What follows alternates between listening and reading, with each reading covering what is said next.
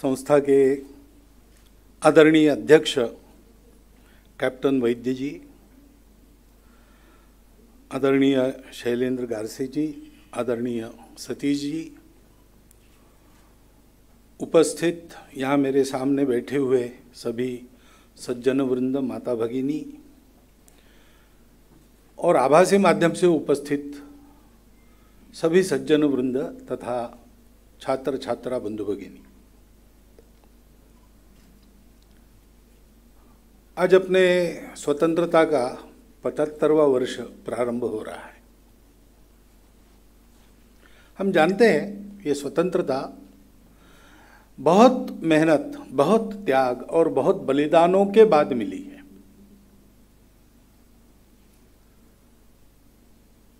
सिकंदर के आक्रमण के पूर्व से हमारे देश पर आक्रमणों का तांता लगा रहा, उसको पूर्ण विराम हमने 15 अगस्त 1947 के दिन अधिकृत रूप से दिया। इस लंबे कालावधि में देश की स्वतंत्रता के लिए बहुत संघर्ष हुआ। जिस जिस प्रकार से लड़ना पड़ा उस प्रकार से हम लड़ते रहे। किसी भी विदेशी आक्रमक का पहला कदम हमारी सीमा में पड़ता था, उस क्षण से संघर्ष शुरू हो जाते थे। आज के दिन उन सभी का स्मरण करने की आवश्यकता है। लड़ाई के रूप होते, आत्मशस्त्र लेके एक लड़ाई होती है, अपने विचारों को स्वतंत्र रखने के लिए वैचारिक लड़ाई होती है, कई प्रकार की लड़ाई होती है। इन सब लड़ाइयों को सामर्थ्य के साथ लड़ने वाले महापुरुष, वीर, जिनके जीवन आज भी हमें प्रेरणा देते हैं, जो हमारे लिए अनुकरणीय है, ऐसे सबका स्मरण आज करना चाहिए। हमारी आज की स्वतंत्रता ये वो जो प्रयत्नों की श्रृंखला तब से शुरू हुई, उसका अंतिम परिणाम है। 15 अगस्त 1947 को हमको अपने राज्य की प्राप्ति हुई। जो राज्य विदेशियों के हाथ में था, वो राज्य हमारे हाथ में आ गया।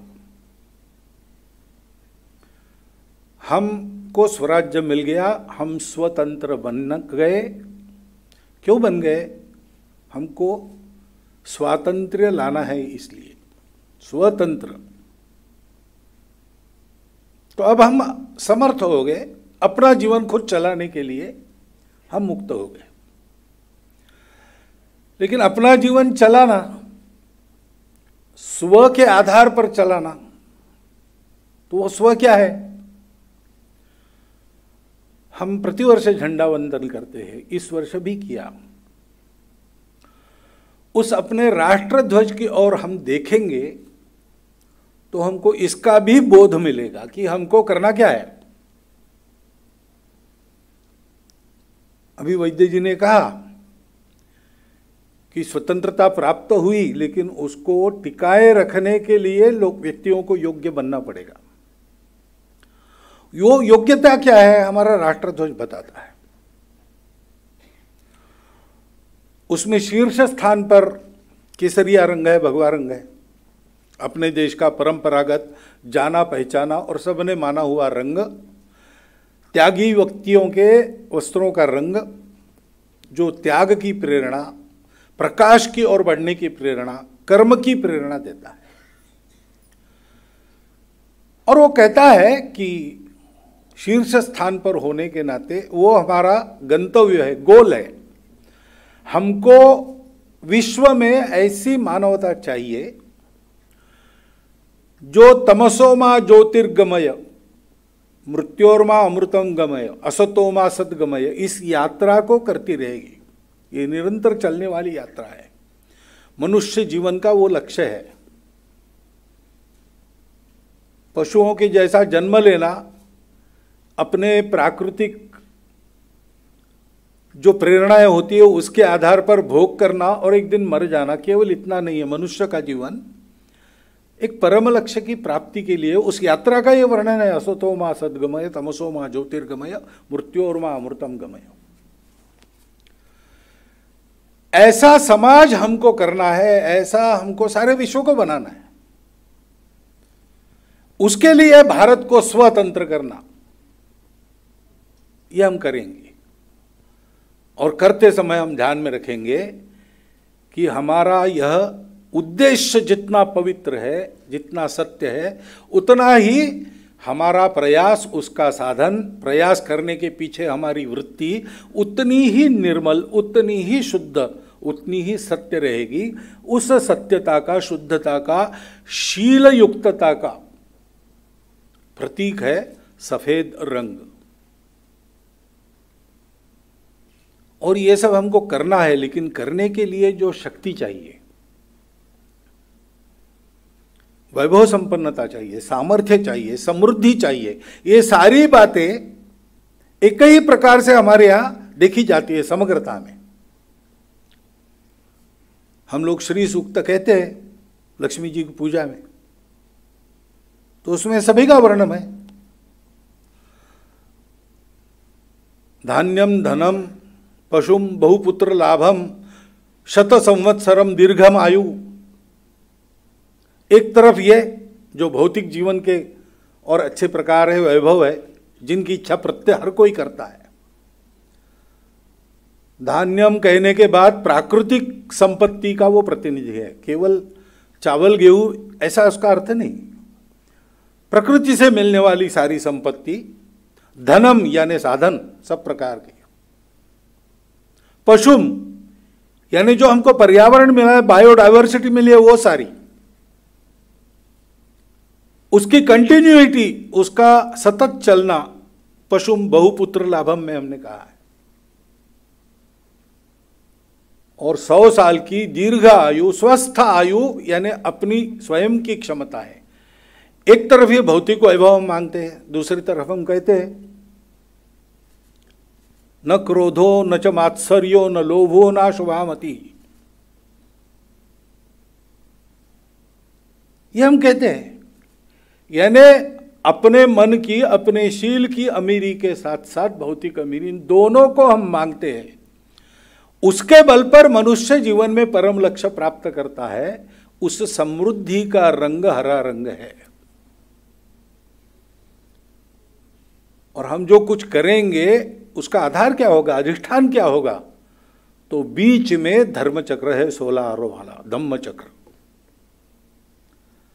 हमारे जीवन का अधिष्ठान, सबके जीवन की अधिष्ठान करने वाला, प्रारंभ में, मध्य में, अंत में सबको आनंद देने वाला, आनंदमय रहने वाला, चराचर सृष्टि की धारणा जिसके कारण होती है, ऐसा जीवन का संतुलन, जीवन का अनुशासन, जिसको हमारे यहाँ धर्म कहा गया है, वह धर्म केंद्रित हमारे सारे प्रयास होंगे।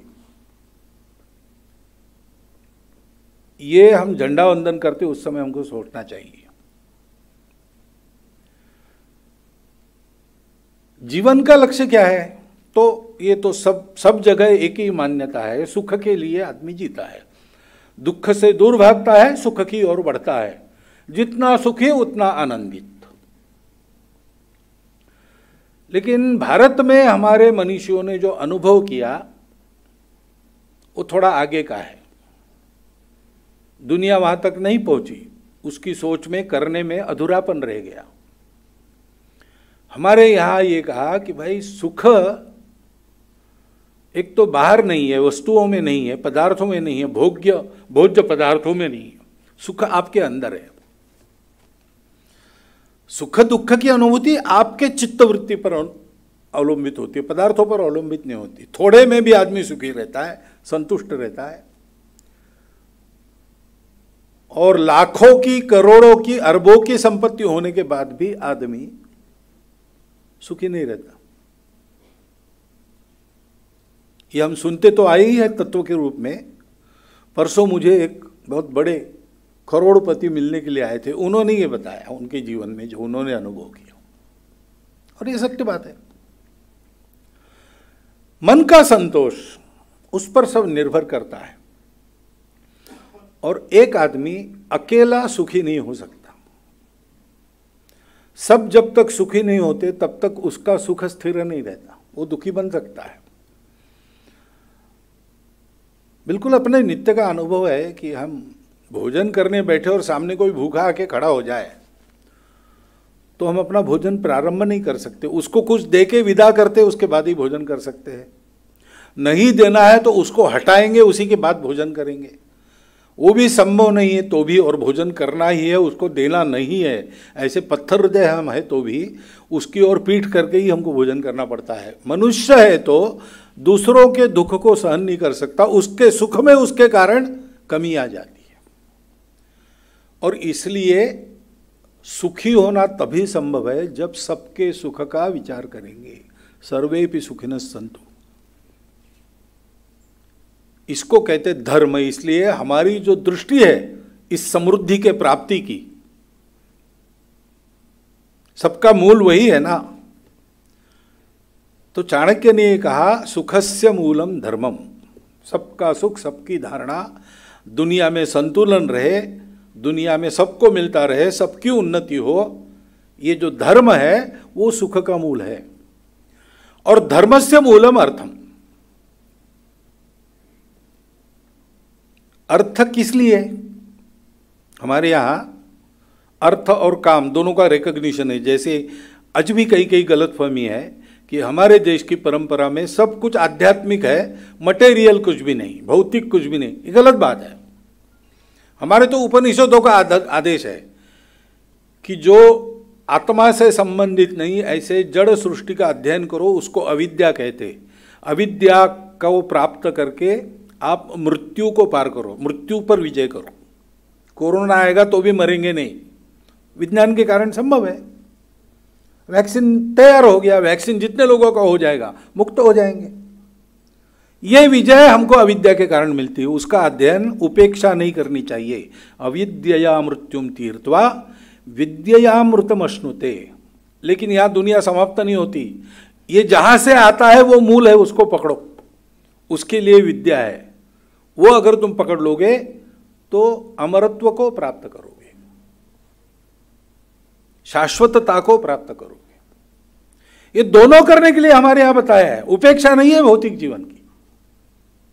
और इसलिए धर्मस्य मूलम अर्थम। लेकिन हमारे यहां अर्थ काम अनियंत्रित नहीं है। जहां ये पूर्णता का ज्ञान नहीं, वहां लोग कहते हैं कि उसके बाद क्या, अर्थ काम मिल गए, भोगने को मिल गया, उसके साधन मिल गया, अब क्या, अब कुछ नहीं, मरते दम तक ये करो, जितना ज्यादा कर सकते करो। उसके बाद क्या, उसके बाद कुछ नहीं। जीवन का प्रयोजन क्या है? कुछ प्रयोजन नहीं। हमारे पूर्वजों ने ये समझा ऐसा नहीं है। अनियंत्रित कामना का उपभोग, हमारे यहां उसका समर्थन नहीं। हमारे अर्थशास्त्र में न जातुः काम कामानाम उपभोगे न शाम्यति हविषा कृष्णवर्त्मेव भूय एव अभिवर्धते। भोग भोगने से भोगों की लालसा समाप्त नहीं होती, आग में घी डालने के जैसा ही और भड़काता है। और इसलिए तृप्ति चाहिए, संतोष चाहिए, सदा टिकने वाला, कभी फीका न पड़ने वाला सुख चाहिए। तो हमारे यहाँ कहा है अर्थस्य मूलम इंद्रिय निग्रह, संयम से चलो। इसलिए अर्थशास्त्र का, हमारे आर्थिक दृष्टि का हम विचार करते हो, हमारे आर्थिक दृष्टि का लक्ष्य क्या है? सबका सुख। उसके लिए ये हमने मान्य किया है कि अर्थ ही साधन है। भौतिक कामनाओं की तृप्ति और सबके सुख का परम लक्ष्य, इसको प्राप्त करने के लिए, अपने अंदर के संतोष को प्राप्त करने के लिए बल चाहिए ही, और बल अर्थ से आता है।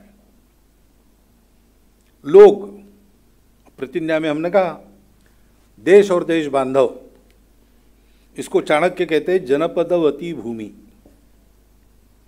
इसका राष्ट्र बनता है और उसके और अंग होते हैं, राज्य, बल, दुर्ग, अमात्य, सुहृद और कोश।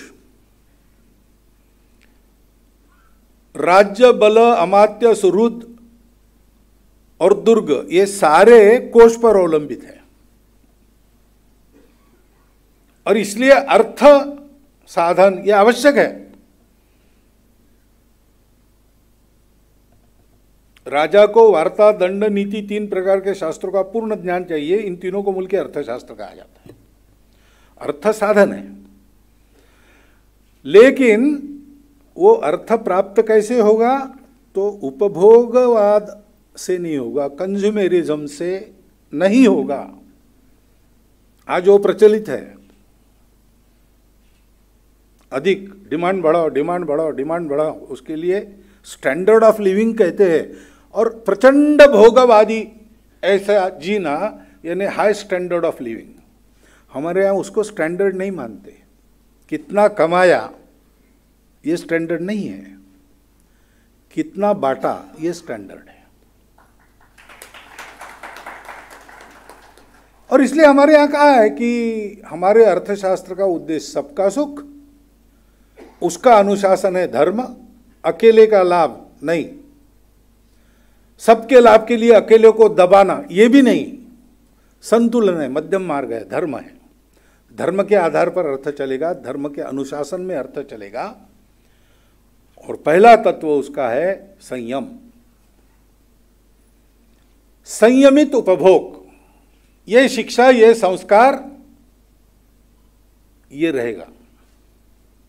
संयमित उपभोग रहेगा तो सृष्टि के साधनों का शोषण कम होगा। इसलिए हमारी अर्थव्यवस्था मनुष्य का विकास एक तरफ करेगी, दूसरी तरफ पर्यावरण का विनाश कभी नहीं करेगी, क्योंकि संयम है तो हम दोहन करेंगे, शोषण नहीं करेंगे।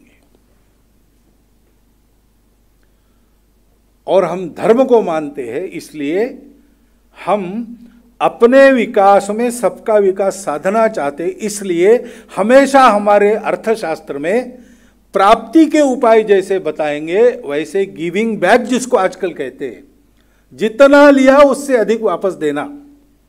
जीवने यावदादानम स्यात् प्रदानम ततोधिकम, इसका भी विचार रहेगा, विचार है। दान और भोग, भोग संयमित करो, अतिरिक्त बचता है दान करो, सृष्टि को वापस दो, सृष्टि का दोहन करो, शोषण मत करो। ये हमारी आर्थिक दृष्टि बन जाती है उसके कारण।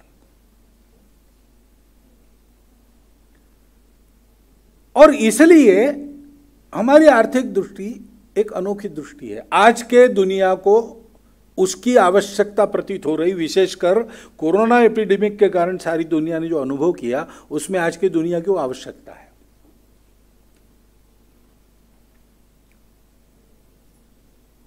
उत्पादन हम बहुत करेंगे, जो हमको चाहिए वस्तुएं, पदार्थ, उनका उत्पादन भरपूर रहेगा, प्रचुर रहेगा, पर्याप्त रहेगा। अमुक एक बात की कमी है ऐसा नहीं होने देंगे।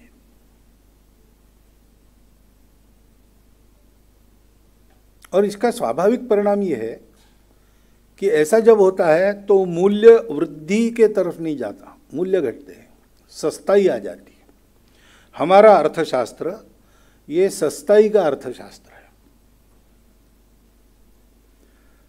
और सस्ताई होती तो जीवन जीने के लिए जो व्यय होता है, उसकी जो कीमत होती है, वो भी कम होती है। तो फिर स्पर्धा किस बात की रहेगी? वहां तो सर्वाइवल है, उसकी लड़ाई है, जो फिटेस्ट है बाय हुक और क्रूक वो जिएगा, और उसको अधिकार है। जो बली है वो सबको दबाएगा। हमारे यहाँ ऐसा नहीं है, स्पर्धा, ज़्यादा से ज़्यादा स्पर्धा है। लेकिन स्पर्धा भी किस बात की है? किसके पास ज़्यादा है उसकी नहीं है, किसका माल उत्कृष्ट है इसकी स्पर्धा रहेगी। क्योंकि अगर मेरे पास 1 लाख रुपया है, तेरे पास केवल 500 रुपया है, ये स्पर्धा समाप्त हो जाती तो एक ही बात बचती है कि जो मेरे पास है उसकी क्वालिटी बहुत अच्छी है। और इसलिए उत्पादन की उत्कृष्टता बढ़ाने पर, आज की भाषा में कहेंगे तो रिसर्च एंड डेवलपमेंट, इस पर हमारा जोर रहेगा।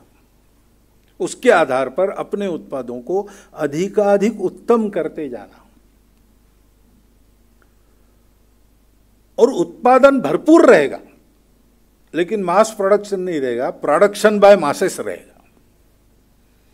हमारा उत्पादन विकेंद्रित हो जाएगा। हम चाहते हैं हमारी दृष्टि के आधार पर जब विचार करते हैं तो स्वरोजगार को सबल किया जाए, medium and small scale industries को सबल किया जाए, सहकार क्षेत्र को सबल किया जाए, कुटीर उद्योगों को बड़ा बनाया जाए, सारे उत्पादन के साधन अपने हाथ में केंद्रित करते हुए दुनिया भर से मुनाफा लूटने का अर्थशास्त्र हमारा नहीं है। बड़े उद्योग हमारे भी रहेंगे, एक्सपोर्ट हम भी करेंगे, अंतर्राष्ट्रीय संबंध, व्यापारिक संबंधों को हम भी आवश्यक मानते हैं, लेन देन हम भी समझते हैं, लेकिन हमारे यहां जो उत्पादन होगा वो गांव-गांव में होगा।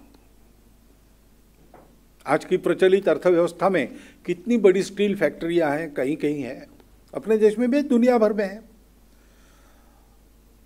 खेती की जमीन उसमें चली जाती है, अन्न उत्पादन कम होता है, लोहे का उत्पादन बढ़ता है, ठीक है, उसमें से धुआं निकलता है, कई प्रकार के पदार्थ निकलते, पोल्यूशन बढ़ता है, लोगों को अपना गांव छोड़ के वहां जाना पड़ता है, किसी का नियंत्रण नहीं रहता, तो अपराधी प्रवृत्तियां बढ़ती है। कई ऐसे उदाहरण हैं, हम जानते हैं, लेकिन विकास के लिए अपरिहार्य है, इसलिए चुपचाप चल रहे हैं उसमें। लेकिन हमारे यहां जो फौलाद बनता था, जिस क्वालिटी का फौलाद बनाना आज भी कठिन है, वो 32 लोगों की भट्टी रहती थी, 32 लोग उस पर काम करते थे, भट्टी उठाकर जिसके घर में लोहा आवश्यक है उसके आंगन में लोहा बना के देते थे। है, इसका मॉडल उपलब्ध है, उसके आधार पर लोहा आजकल बनता है। नागपुर में हमारे आईआईटी में उन्होंने बना के दिखाया है, और 23 में से 17 पैरामीटर केवल उसी में संभव है, आज के विज्ञान में भी वो संभव नहीं होते, ऐसा उनका निष्कर्ष है। फौलाद हम भी बनाते थे, अच्छा फौलाद बनाते थे, आज भी लोहे के स्तंभ गड़े हैं जगह जगह, जो जंग नहीं खाए हजारों वर्षों से। अपने देश में 3-4 जगह है, वो फौलाद हमारे यहाँ बनाया, हमारे लोगों ने बनाया। कैसा बनाया? Production by masses, mass production नहीं। इसलिए जितने ज्यादा लोग उत्पादक होंगे उतने ज्यादा लोग स्वनिर्भर होंगे, स्वतंत्र होंगे। देश की स्वतंत्रता, राष्ट्र की स्वतंत्रता, दुनिया में स्वतंत्रता और व्यक्ति की भी स्वतंत्रता। व्यक्तिवादी हम नहीं हैं, लेकिन व्यक्ति को दबाने वाले भी नहीं है। व्यक्ति निर्भर नहीं है अपने उत्पादन के लिए, ऐसा बनता है। इसलिए विकेंद्रित उत्पादन होगा, विकेंद्रित उत्पादन होगा, प्रचुरता में होगा, कीमतें कम रहेगी, लेकिन जो मूल्य मिलेगा वो लाभकारी मूल्य ही होगा। किसी भी सबब पर जो पदार्थ लगते हैं बनाने के लिए किसी चीज को, जो प्रक्रिया लगती है, श्रम लगता है, इन सबके मूल्य पर रोटी, कपड़ा, मकान, स्वास्थ्य, शिक्षा, अतिथि सत्कार, ये गृहस्थों के 6 कर्तव्य पूरा कर सके, कम से कम इतना। अधिक कभी कभी इच्छा होती है कुछ अच्छा देखने की, सुनने की, खाने की, तो उसको भी पूरा कर सके। पर्व त्योहार है, उसमें कुछ करना पड़ता है खर्चा, ऐसा मूल्य रहेगा हर चीज का, उत्पादन के खर्चे पर आधारित लाभकारी मूल्य। यह हमारी दृष्टि है। और ऐसे जब चलेगा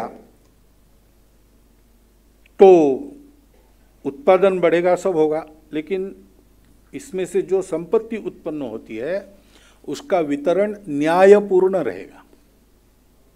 न्यायपूर्ण यानी क्या? तो कोई भी उत्पादन बनता है तो वो करने वाले घटक कौन से होते हैं? एक पूंजी लगाने वाले होते हैं, दूसरे अपना श्रम लगाने वाले होते हैं, उसमें जो सर्विसेज चाहिए, सेवा देने वाले लोग होते हैं, ग्राहक होता है स्वयं, उसकी मांग है इसलिए उत्पादन होता है, वो मांगेगा ही नहीं तो बनेगा ही नहीं। और प्राकृतिक संसाधन या ऐसे कुछ पदार्थ जो मनुष्य भी बनाता है, ऐसे बातों का उपयोग होता है। तो वो जिनके पास है वो भी लोग होते हैं। और इसके साथ इन सबको सुरक्षित रखने वाला, प्रोत्साहन देने वाला राज्य होता है। इन सब घटकों के योगदान का उचित प्रतिफल उनको मिलना चाहिए। पूंजी के मुनाफे के लिए श्रम को दबाना नहीं, श्रम के खुशहाली के लिए पूंजी को कम लेखना नहीं, एक संतुलन साध के चलना। ये सारे घटक है, इन सबको मिलना चाहिए। और इसमें राज्य की भूमिका रहेगी, लेकिन राज्य स्वयं व्यापारी नहीं बनेगा। राज्य रेगुलेटर का काम करेगा। राज्य उद्योगों को पूछेगा कि भाई देश की दृष्टि से इस बात की आवश्यकता है, ये कौन बनाएगा, इसको बनाइए, डायरेक्शन देगा, आवाहन करेगा, ये चाहिए। राज्य उद्योगों को कठिन समय में आधार देगा। राज्य तरह तरह का उत्पादन करने के लिए उद्यमिता का प्रोत्साहक बनेगा, उसको प्रोत्साहन देने वाले अनेक योजनाएं, उपक्रम चलाएगा। और राज्य इन सब का संरक्षण करेगा। ये राज्य की भूमिका रहेगी।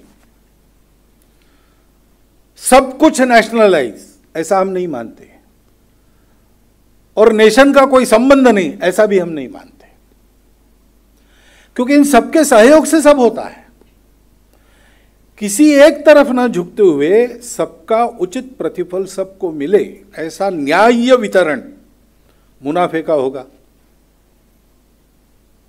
अर्थ परिवार परिवार भावना से चलेगा और जनता में इस सारे संपत्ति के उत्पादन के बाद भोग संयमित रहेंगे, दान को प्रोत्साहन मिलेगा, ऐसी शिक्षा रहेगी, ऐसा वातावरण रहेगा, ऐसा घर में भी संस्कार रहेगा, घर में भी वातावरण रहेगा। अब ऐसा एक समय में तो बहुत आसान था, सरल था, उस समय तकनीकी नहीं थी, आज टेक्नोलॉजी आई है। हम कितना भी कहे उत्पादन विकेंद्रित, बड़े बड़े कारपोरेट्स तो उत्पादन केंद्रित करके और माल को डंप करेंगे, जिसके कारण स्वदेशी की खपत नहीं होगी, विदेशी की होगी, और उनके हाथ में अर्थतंत्र जाएगा। कभी भी माल को बंद करेंगे, भाव बढ़ाने के बाद ही खोलेंगे। तो फिर तकनीकी तो हमारे पास भी चाहिए, हमारा भी कुछ मास प्रोडक्शन चाहिए, ठीक है, करना ही पड़ेगा। जमाना बदला है, रूप बदलेगा, परंतु हमारे सारे छोटे उद्योग, हमारे सारे कुटीर उद्योग, हमारे छोटे छोटे स्वरोजगार कमाने वाले, ये सब मिलके बड़े उद्योगों की सहायता करेंगे। उसके आधार पर बड़े उद्योग चलेंगे, देश के लिए चलेंगे। और इन बड़े उद्योगों में तकनीकी तो आएगी, तो हम तकनीकी लेंगे, जैसी चाहे हमको वैसे लेंगे, हमारी शर्तों पर लेंगे, और हमारे यहां उसको अनुकूल बना के लेंगे। तो हम तकनीकी के विरोधी नहीं, हमारी दृष्टि कभी ऐसी नहीं रही। हमारे यहां भी यंत्र रहे, दूर दूर खगोलों का अध्ययन करना हमने भी सीखा है पहले से। टेक्नोलॉजी में फर्क हो सकता है, लेकिन टेक्नोलॉजी को नकारा नहीं है हमने टेक्नोलॉजी को हमारे हिसाब से एडॉप्ट किया है। टेक्नोलॉजी अपने साथ कुछ आदतें भी लाती है, वो आदतें न बिगड़े हमारे समाज की, इसलिए हमको क्या करना है हम तय करेंगे। अपनी शर्तों पर, अपने एडाप्टेशन के साथ टेक्नोलॉजी का स्वीकार हम करेंगे, और हमारी सारी व्यवस्था मनुष्य केंद्रित रहेगी, धन केंद्रित नहीं रहेगी, मुनाफा केंद्रित नहीं रहेगी, तकनीकी केंद्रित नहीं रहेगी। सारी दुनिया अब आजकल ऐसा सोच रही, पहले ऐसा सोचती थी। लव मीन्स मैनेजमेंट, मनुष्यों का उपयोग कर लो और साधन बढ़ाओ। आजकल उन सारे शास्त्रों में दूसरा पढ़ाना शुरू हो गया है, लव मेन मैनेज मीन्स। साधन आज नहीं कल फिर से ला सकते, मनुष्य अगर खो गया तो फिर से नहीं मिलेगा। इसलिए मनुष्य को हमारी आर्थिक दृष्टि मनुष्य केंद्रित है, धर्म के आधार पर चलती है, सबके उन्नति के लिए चलती है, और वह स्वनिर्भर है।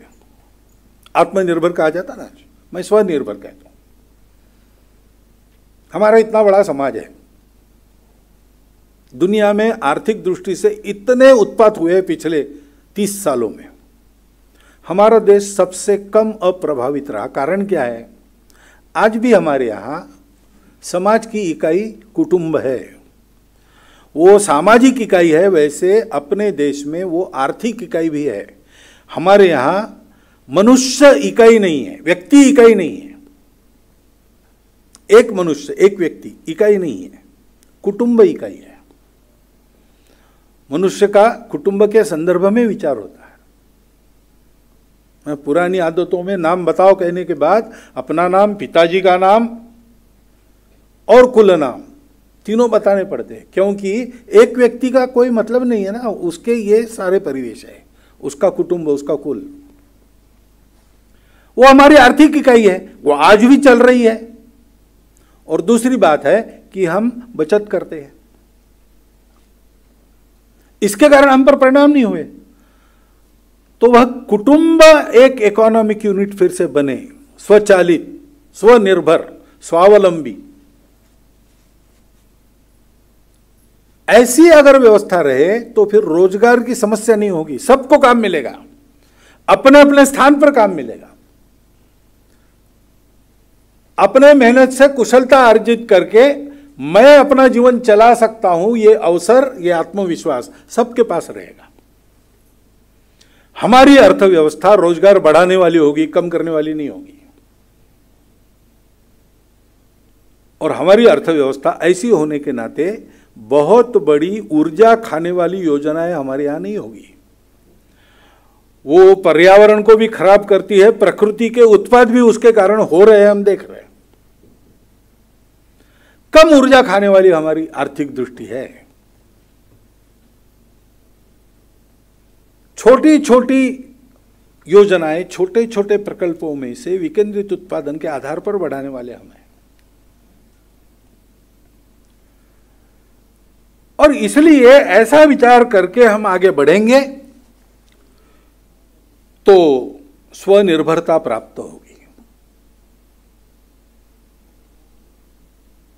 आखिर इन सारे में हम स्वदेशी का विचार करेंगे, स्वतंत्र देश को स्वनिर्भर होना है। जितना स्वनिर्भर होंगे उतना सुरक्षित रहेंगे। आर्थिक सुरक्षा पर बाकी सारी सुरक्षाएं निर्भर है,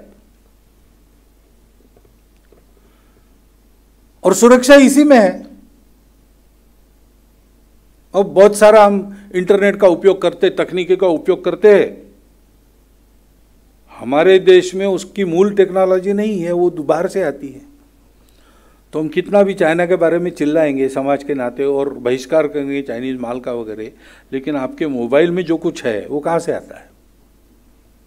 तो चाइना पर निर्भरता बढ़ी तो चाइना के आगे झुकना पड़ेगा। स्वदेशी का मतलब है सबको छोड़ देना दुनिया में, ऐसा नहीं है।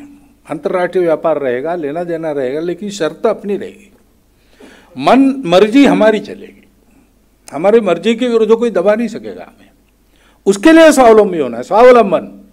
और स्वावलंबन से हमारे रोजगार बनते हैं, नहीं तो हमारे रोजगार चले जाते हैं।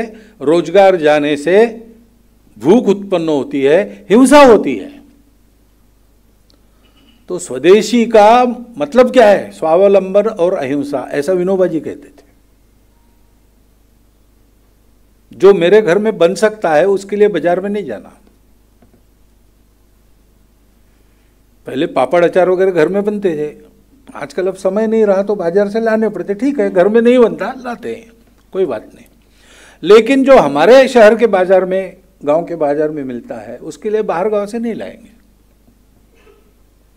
जो हमारे जिले में बनता है बाहर के जिले का नहीं लाएंगे। 5 किलोमीटर पर राज्य की सीमा है, उधर पेट्रोल सस्ता है, इसलिए वहां से नहीं ले आएंगे, उदाहरणार्थ। तो जो देश में बनता है वही उपयोग करेंगे, और देश में बनता ही नहीं लेकिन जीवन आवश्यक है तो बाहर से लेंगे। लेकिन बाहर से लेते समय वो बनाने की विधा भी, तकनीकी भी हमको मिले, इसकी दृष्टि रखेंगे, और जो लेना है वो अपनी शर्तों पर लेंगे। जीवन आवश्यक नहीं है तो उसके बिना भी काम चलाएंगे, और नहीं चलता है, आवश्यक है, तो फिर अपनी शर्तों पर लेंगे। ये स्वदेशी है।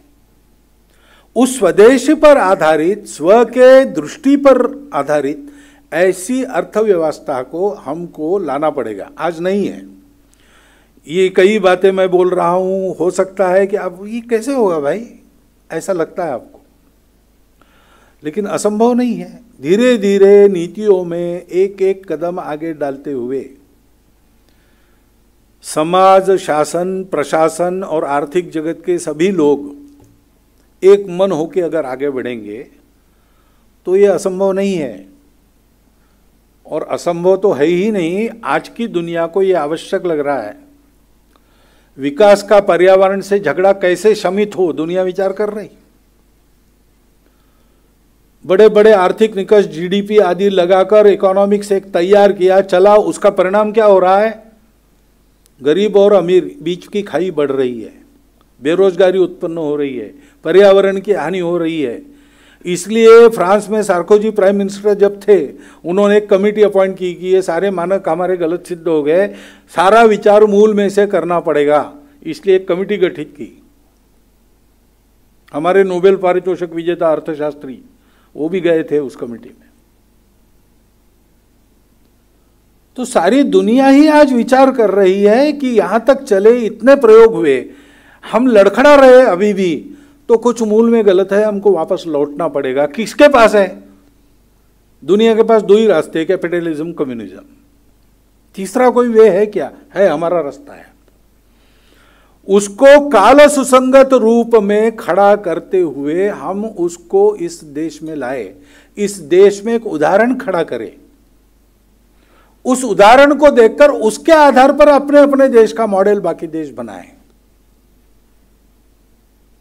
हम अगर उदाहरण करते हैं तो ये जरूर होगा। लेकिन दुनिया यही राह देख रही है कि भारत कब खड़ा होता है, कैसे खड़ा होता है।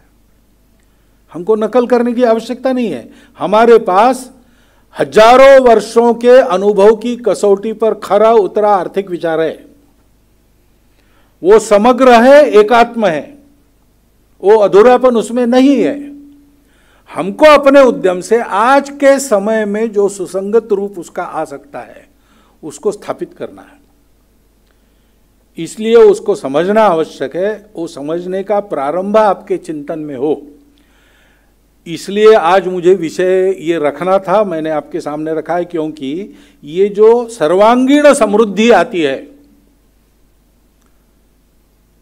जनपदवती भूमि के, यानी राष्ट्र के दुर्ग, अमात्य, बल, सुहृद, अंतर्राष्ट्रीय जगत के मित्र और राज्य, ये सब जिससे बलशाली होता है, वह कोश उतना ही बलशाली करने की आवश्यकता आज प्रतीत होती है। और उसकी जो विधा हम अपनी दृष्टि से सोचते हैं, उसकी आज सारी दुनिया को भी आवश्यकता है। इसलिए उसका चिंतन आपका बढ़ना चाहिए, ऐसा मुझे मन में लगा। और स्वतंत्रता दिवस 75वां वर्ष हमने प्रारंभ किया, तो आज हम ये संकल्प लेके अपने चिंतन को और उसके अनुसार प्रयोगों को प्रारंभ कर सकते हैं कि हमने स्वराज्य पा लिया, उत्तरोत्तर हमको स्वतंत्र पूर्ण स्वतंत्र होना है, और संपूर्ण विश्व में भी ये जो आर्थिक चंगुल चलते हैं तथाकथित महाशक्तियों से, उस विश्व को भी उन चंगुलों से मुक्त करके सच्चे अर्थ में स्वतंत्र बनाने का उत्तरदायित्व भारत का है। उस दृष्टि से आपके प्रयोग, आपका चिंतन आगे चल पड़े, ये एक उद्देश्य मन में रखकर मैंने इस विषय को रखा है। थोड़ा कठिन हो गया, लेकिन इलाज नहीं, जो है वो मैंने बताया, आपने सुन लिया, इसके लिए आपका धन्यवाद करता हूँ और आपको नमस्कार करता हूँ। अपना भाषण समाप्त करता हूँ।